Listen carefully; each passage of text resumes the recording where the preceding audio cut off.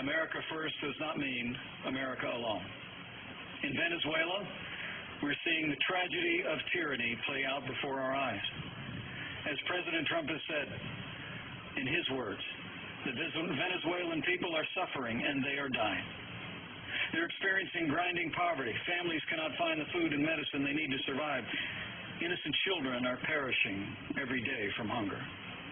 Today, the once free people of Venezuela are being forced to endure this fate by the brutality of the Maduro regime. No free people has ever chosen to walk the path from prosperity to poverty.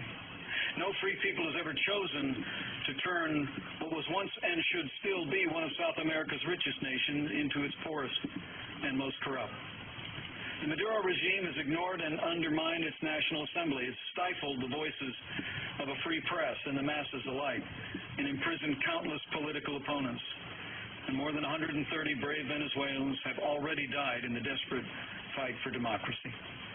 The United States, Colombia, and free nations of Latin America will not be silent. Venezuela is sliding into dictatorship, and as President Trump has said, the United States will not stand by as Venezuela crumbles.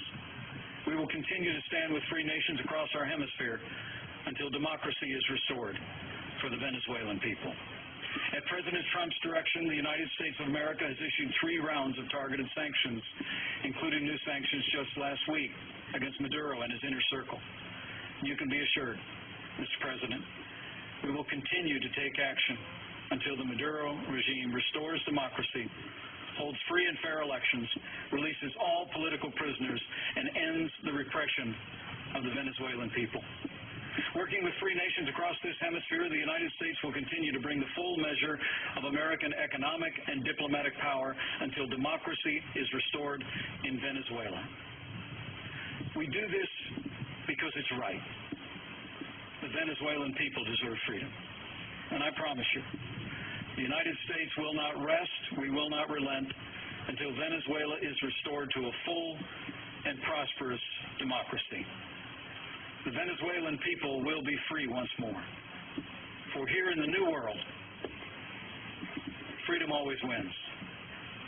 And as Simon Bolivar said, a people that loves freedom will, in the end, be free. We simply will not accept the emergence of a dictatorship in our hemisphere.